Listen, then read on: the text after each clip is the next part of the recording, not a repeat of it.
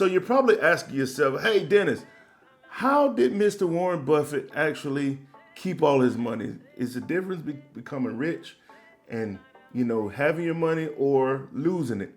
Today I'm going to show you 12 tips that he released in the article that is titled 12 Habits That Keeps People Poor. Right? I read this article and I was very astonished by what I've seen. So before I actually give you all the tea and all of the beans and spill all the beans for you, I need you to go ahead and do me a favor, hit the subscribe button, like, comment, tell me after I go through all of these, which one of these resonate the most, or watch this, which one of these habits have you recently broken or broken in the past, and the difference you've seen in your finances. So what I need you to do, hit the comments below, tell me, let's talk. I promise you I'm going to respond back. So let's get into it. Mr. Warren Buffett has a two-rule approach when it comes to money. Two rules. He says, one, never lose money. And number two, don't forget rule number one, which is never lose money. And that approach to money is absolutely phenomenal because it helps us to be able to put our mindset within a certain parameter.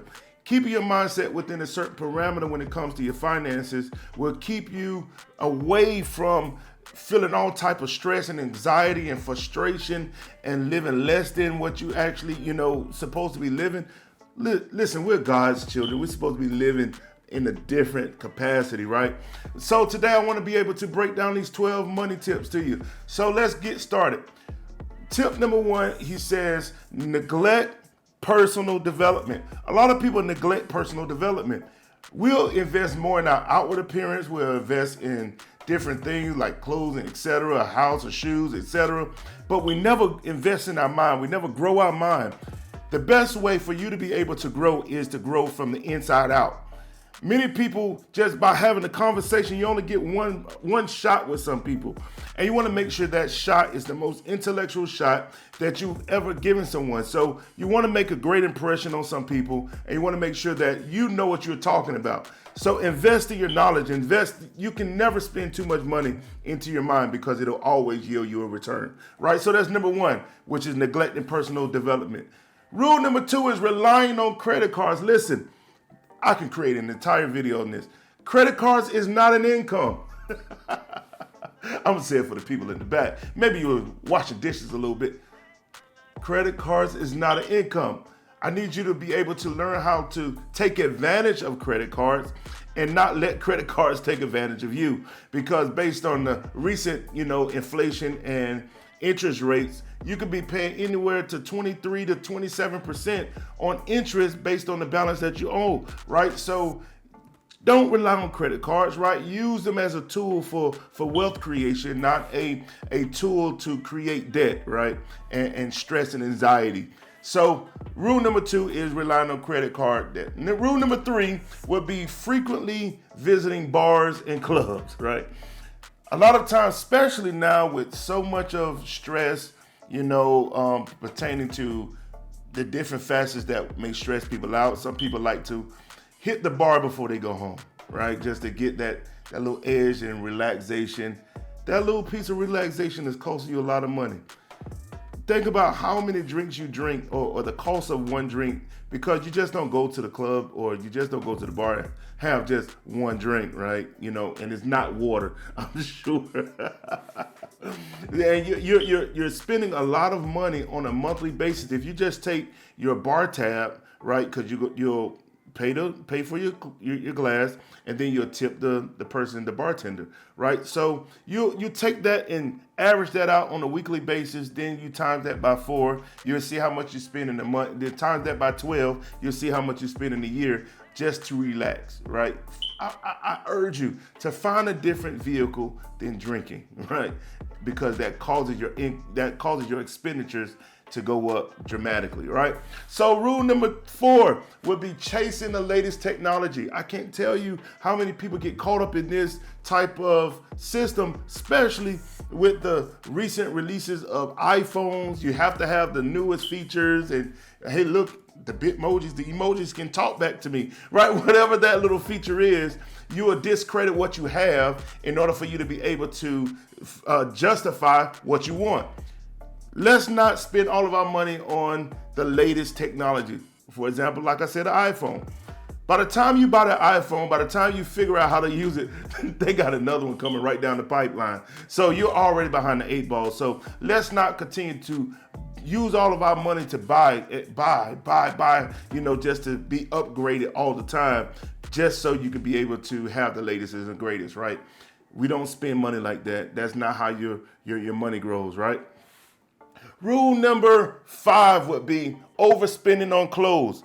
Overspending on clothes, especially now with the flashy culture, right?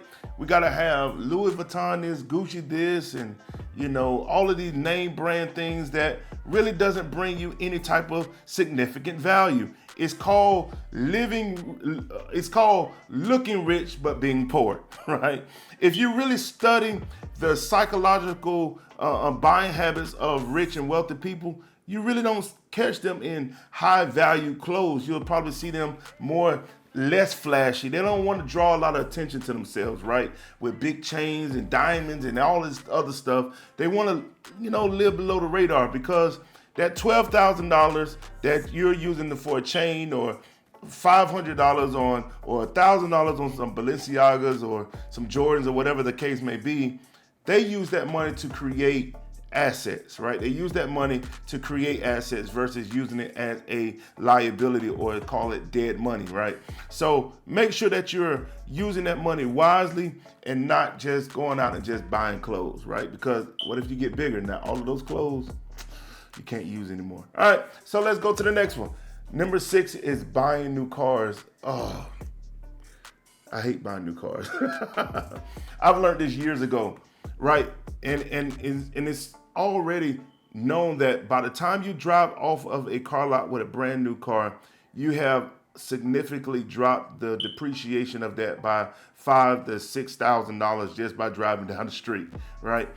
Because it's not that it's not new. It's because now, watch this. If you don't like that vehicle, because most dealerships have what they call a no cooling off period, right?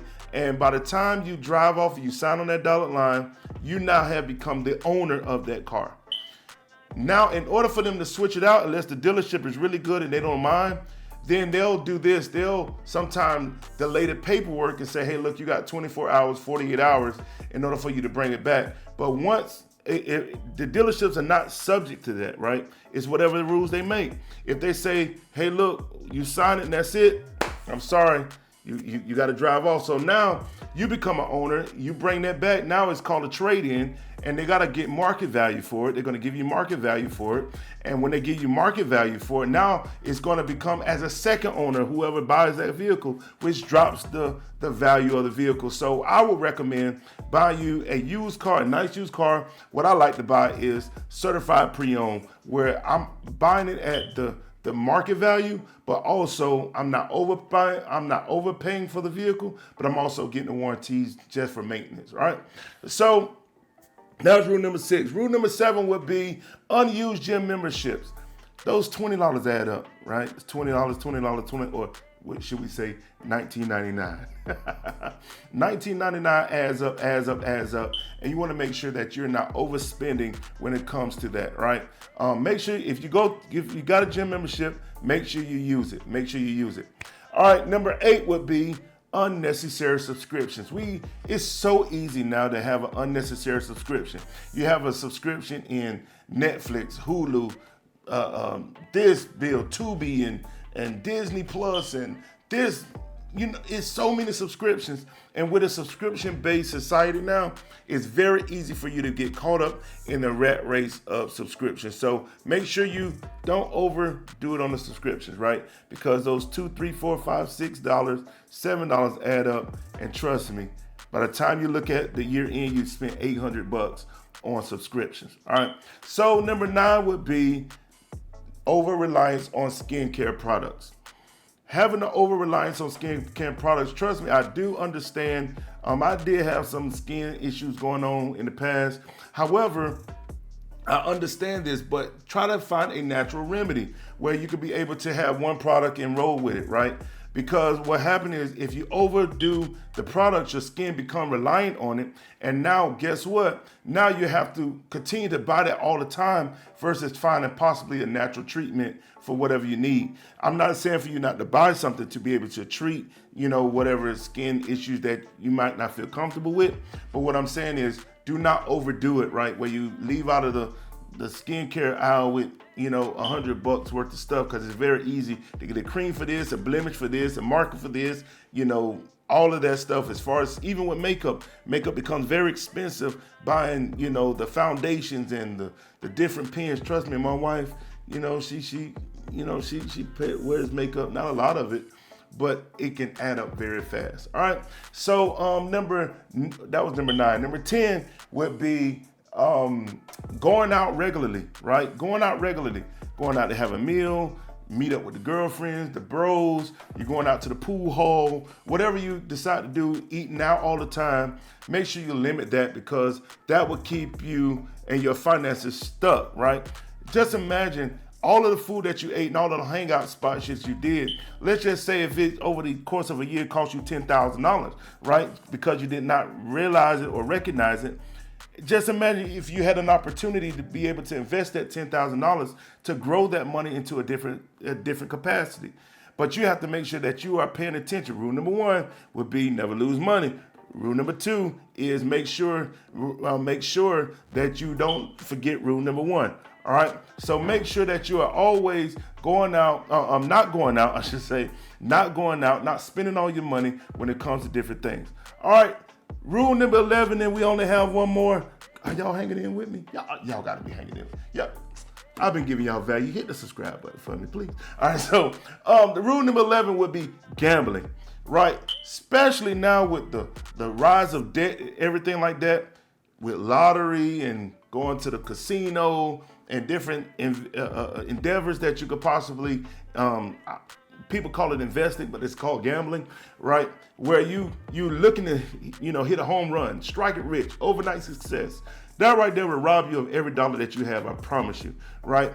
So therefore, limit your gambling, because guess what? It becomes an addictive tool. It becomes very addictive, especially when you're gambling, because only thing you see is the big number or the big shebang, or if I do this, this will take care of everything for the rest of my life.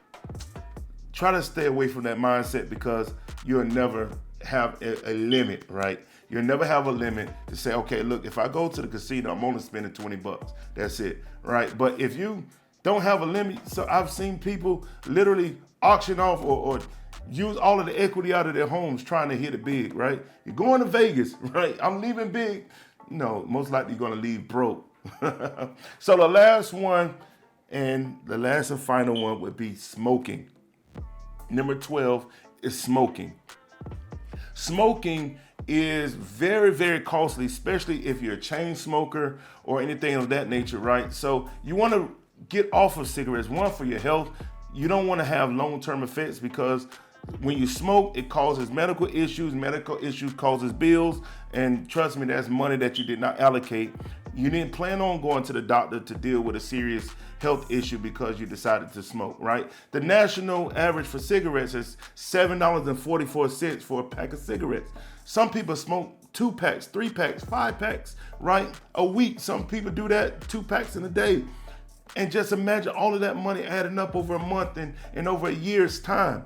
It's a lot of money. So I want to be able to make sure that you stay healthy, because you have a legacy to leave. You want to make sure that you be able to position your children for greatness. You want to make sure that you position your spouse for greatness. And let's not kill off our bodies by inhaling tobacco and toxins. All right. So I hope you got a ton of value from these 12 tips that Mr. Warren Buffett has given us in order for us to be able to watch this, meet him in the society of wealth. All right, so again, I'll catch you on another one.